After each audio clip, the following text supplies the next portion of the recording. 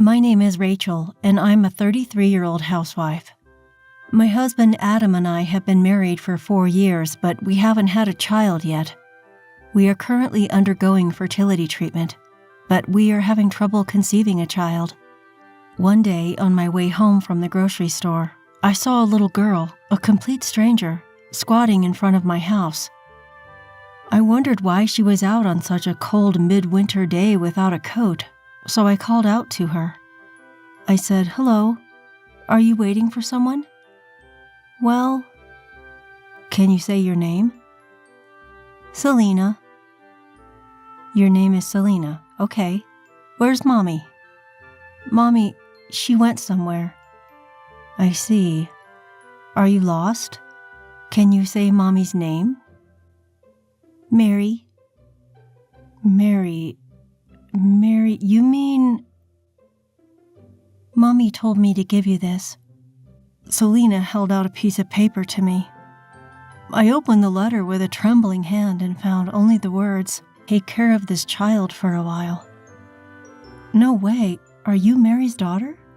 Apparently, the sender of this letter, Mary, is my older sister. Mary left home when she was 20 years old and never returned to our house. It's been like 17 years or something. Since she was a teenager, she repeatedly ran away from home, got in bad situations with men, caused financial trouble, caused us a lot of trouble. My parents and I were worried about her life, but we had no idea she'd had a child. "What time did your mom say she would pick you up?" "I don't know. Mommy always plays with men who I don't know and doesn't come home until morning." "What? Really? Okay then, where's your father?" "I don't have a daddy." "You don't have a daddy?" "Mommy told me to stay at this house for a while because you're her sister." "I see." I took her hand and led her into the house, for the time being. She was really cold and shivering. I wonder how long she had been outside. Mary was always a selfish sister with no sense of responsibility, but I never thought she would do this to her own child. I wanted to have a child, but I couldn't. I felt a surge of anger toward Mary. Pushing these feelings aside, I turned on the stove and wrapped Selena in a warm blanket. "Selena, are you hungry?" "I'm hungry. I haven't eaten anything since yesterday." "You haven't eaten anything?" "I'll bring you some food right now, just a second." I heated up the pumpkin soup I made yesterday and fed it to Selena right away. It was the first time she had ever drunk pumpkin soup, and she drank a lot of it, and it seemed like she really liked it. "Delicious! This is delicious!" "Really? I'm so happy. Have as much as you want." Selena told me it was delicious to the point of overdoing it, and I felt sad when I saw her expression. I am sure that Selena was going a little over the top about how good it tasted. It seems like she wanted to make me feel good. I wondered what kind of life she usually had. I felt it was too much to ask Selena, so for now, I decided to cook her delicious food until she was full. I fed her fried chicken, an omelet, and rice, and she ate them all, saying they were delicious and tasty. Selena seemed to be completely full, so I suggested that we take a bath. It seemed that she hadn't had a bath for a few days, and her hair was greasy. "Selena, how about a bath?" "A bath?" When I said that, Selena's face seemed to tense up for a moment. "You don't like taking a bath?" No, I don't mind." "Are you sure? Then I'll get you something to wear as pajamas." I hurried to the bedroom to pick out some smaller clothes and went back to the living room. But when I entered the living room, for some reason, Selena was not there. I heard water running in the kitchen, so I peeked in and saw that Selena stuck her head in the kitchen sink to wash her hair. "What are you doing? That water is so cold." "What? You'll catch a cold." "I'm sorry." "You don't have to apologize." "Oh, you're so cold." I wrapped Selena in a blanket and took her to the bathroom. She was so surprised and wide-eyed. "That's amazing." "What?" "It's just like the house I saw on TV." The house where Selena lived apparently did not have a bathroom. Seemed like Mary had made Selena wash herself with cold tap water from the kitchen because she thought warm water would be a waste of gas money. Tried to hold back my tears as I undressed Selena and gently placed her in the bathtub. "It's so warm. Are baths always this warm?" "Wow." "It's nice, huh? From now on, you can take a bath every day." "Really? I'm so happy." I warmed Selena's body in the bath and helped her get clean. Her hair was a bit tangled up, but I gave it a treatment to make it more manageable, and she was back to her lovely girl self. I dressed her in my loungewear, and while we were relaxing on the couch in the living room, Adam came home. "I'm home." "Welcome back." "This must be the girl you told me about." "I'm sorry." When Selena saw Adam, she shrank back as if frightened. "It's fine. This man is my husband. He's a kind man, so you don't need to be afraid of him." I explained the situation to Adam again. "What the hell? That's unforgivable. Can we keep her at our place for a while?" "Of course. How could she do that to such a small child?" Adam and I finished talking and returned to Selena, who was curled up in the living room. And I started talking to Selena. "Selena, like I mentioned earlier, this man is my husband, Adam. Please call me Uncle Adam." "Good evening. The three of us will be living in this house for a while. Is that okay with you?" Is it okay if I stay here?" "Of course. And after we get settled, you'll go to elementary school." "I've never been to school." "You've never been to school? What about kindergarten?" "I've never been to kindergarten because I'm no one." "What?" "I can't go to school." "What do you mean by no one?" Selena, since she was still a small child, didn't know the details of the situation, why she was considered no one. She didn't want to talk about it. That day, I decided to let the conversation end there and let Selena just rest. The next day, I reported this to my parents. They immediately came to see me. They said, "Hello, Selena. We are your grandfather and grandmother." "Grandma and Grandpa?" They hugged Selena, crying. She was puzzled, but she seemed to be happy. It was as if she did not know that she had grandparents.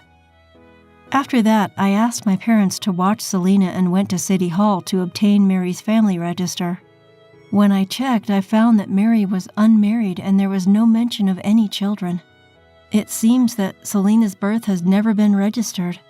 She was a non-existent child who never received an enrollment notice for elementary school. So that's what Selena meant when she said she was no one. After that, I consulted with several people, including the Child Consultation Center and the municipal office.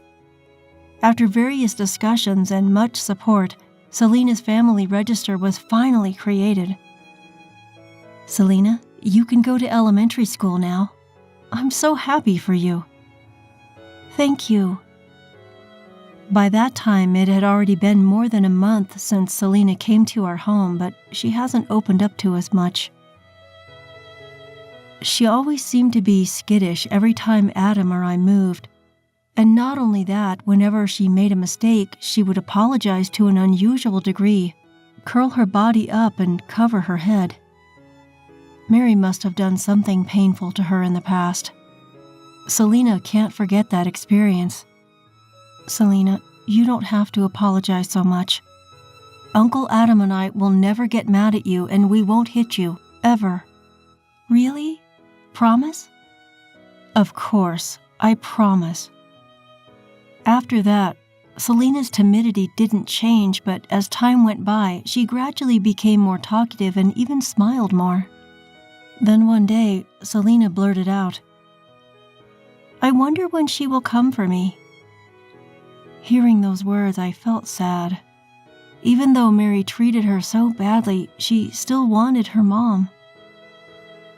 Since Selena's arrival, every day has been a joyous time for me. We wanted so much to have children and treated Selena like our very own daughter. We wanted her to live here with us for a long time. The day after this happened, Selena received an invitation to enter elementary school.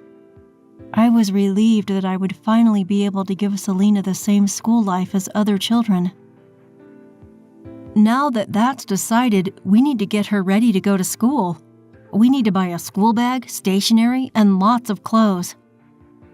What? Selena, let's go shopping today for new clothes and stuff. I can get new clothes? I've already got some clothes. It's okay. This isn't enough. If you go to elementary school, you'll need more comfortable clothes. Then I'll accompany you as the luggage carrier.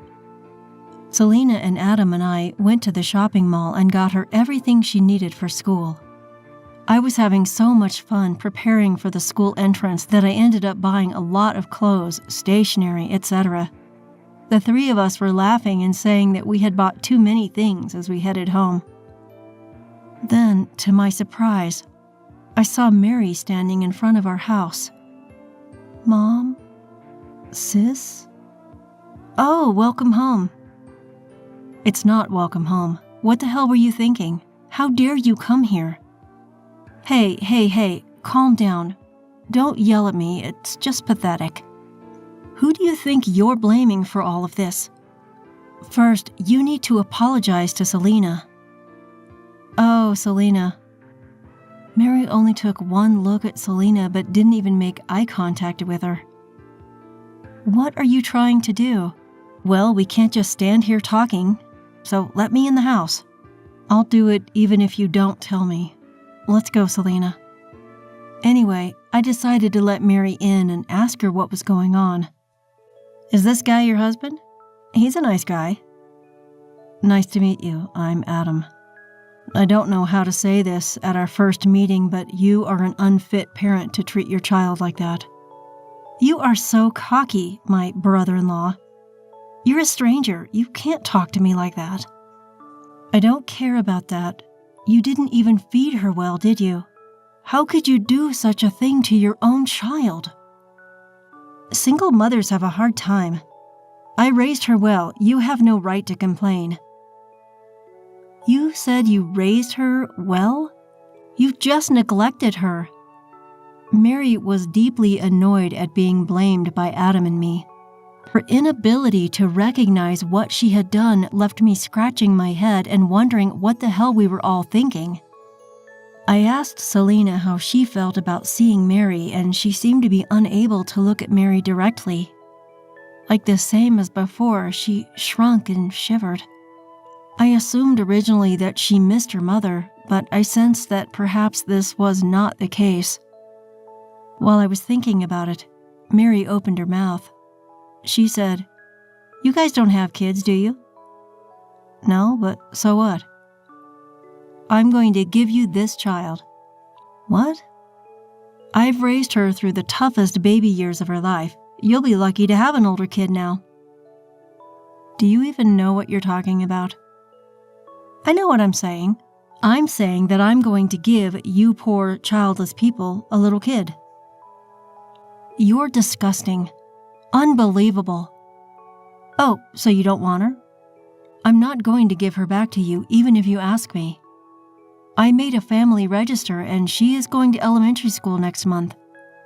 I will make her happier than she was when she was with you. Oh, you made a family register? Of course I did. Why didn't you file a birth certificate? Because if I did, they would know I have a child, right? I didn't want to mess with the family register. For such a selfish reason? She was not allowed to go to kindergarten or elementary school because of that. There's nothing wrong with not going to school. It's just called active truancy. It's not worth talking to you. Apparently, Mary had broken up with Selena's father before she gave birth to Selena without registering with him. Mary left Selena alone so many times in order to date guys. pretending to be unmarried and childless so that she can marry a new man and raise her kid. I said, "We'll take Selena. Don't come see us again." "Then 10 million. I'm giving you a person, so 10 million is a small price to pay, right?" "What are you talking about? You're going to sell your daughter for money?" "Of course I'm going to sell her for money. I'm not going to pay you. Selena is a human being." When I refused, Mary said she would take Selena home with her. She said, "Then I'll take Selena with me, lock her up in the house again, and have her wash her body with cold tap water." "I won't let you do that." "Okay, 10 million. "Okay, well, I can't get it for you today, so you'll have to come back later to pick it up, and I'll keep her here until then." "Well, that's okay. I don't want to be bothered with her anyway." I had no intention of paying, but I lied quickly to keep Selena from being taken away. Mary might come back to take Selena again. From that day on, Adam and I thought about what we could do, and before taking action, we decided to check Selena's feelings. "Selena, do you want to go back to your mommy?" "I don't want to go back. Mom scares me. She always bumps into me and says all kinds of mean things. I don't want to go back." "I see. The other day you said you wondered when your mother would come for you, so..." "That's because I thought that if Mommy came, I'd have to go back to that house. I wanted to stay here forever." "I understand. Then I'll do my best for you to live with us from now on." Having confirmed Selena's feelings, we decided to first investigate Mary's background with an investigative firm that Adam knew. It was then we found out that Mary was now engaged to an elite lawyer. We came up with a plan and began working behind the scenes to keep Mary from finding out. A week later, when everything was ready, we lied to Mary and told her that we had the money and we were ready to meet. On the day of the meeting, I invited Mary to my house. I asked my parents to come and take care of Selena during the meeting. She asked me, "Do you have the money ready?" "I won't give you Selena, and I won't pay you either." "What? I came all the way here because you said you had the money ready. Now give me the money." Do you have any idea how heartbroken Selena is? And then you end up selling her for money? Unbelievable. How I raise my kid is none of your business. Children grow up even if they are left alone. You just don't understand because you don't have kids. You didn't tell your boyfriend that you have a child, did you? Of course not. He's an elite lawyer and we're getting married next year so we can live happily ever after. Don't bother us, okay? What would he think if he knew what you just said? What? Then Mary's boyfriend, the elite lawyer, opened the door and walked in. He said, "Don't tell me what you just said is true. Did you lie to me?" What's going on? Why are you here? You said you were unmarried and childless. I've never been married. I just happened to have a child by mistake. By mistake? What a horrible woman. Unbelievable. Don't say that. I was almost married to you without knowing you cheated on me. Of course, I'm breaking off the engagement. You cheated me, so you'll have to pay me alimony. Broken engagement? Alimony? Wait a minute, please, don't leave me. Shut up. I can't marry a woman who treats her child like that. I don't even want to see your face. Why are you... Rachel, you brought him here. Why did you do this to me? Because I knew I couldn't do it the regular way. I'm going to talk to a lawyer here about Selena's case. I was skeptical until I actually heard what you said, so I came here today. But I had no idea she was this much of a scumbag. From now on, I will represent Rachel and her family thoroughly. You're going to regret making an enemy of a lawyer. Oh, no, please, forgive me. Soon, a police officer arrived at our house. In fact, I had asked for an investigation for abandonment of a child by a person responsible for her protection. They had secretly recorded our conversation the last time, and this time when Mary came to our house. I also informed them that Mary would be here today. Mary was taken away by the police and arrested for abandonment of a child under protective custody. She was to live behind bars for a while. After that, it took a long time and was quite difficult, but after going through various processes, Selena was allowed to live with us. The lawyer, as he declared, demanded compensation from Mary for breaking off the engagement. Mary didn't stand a chance and was thoroughly beaten down. After her release from prison, Mary lost both her boyfriend and Selena. And because she had to work so hard to pay the alimony, she lost her good looks and gradually stopped attracting men. The other day, she stormed into our house, crying and demanding Selena back. "She's my baby. Give her back." "What are you talking about now? She's ours. I won't give her back to you. You're not her guardian anymore." "No, not Mommy. Uncle and Auntie are Mommy and Daddy. I'm here." "No, why? I am your mommy, okay?" Mary had been rejected by Selena as well, and walked away dazedly as if in despair. I'm not going to let her get Selena back. For the rest of her life, I want Mary to reflect on what she did to Selena and live alone and lonely. Meanwhile, Adam and I have stopped our painful infertility treatment, and now the three of us are spending our days together with lots of laughter. I am grateful for the happy time Selena has given us, and I hope to spend the rest of my life giving her all the love I can.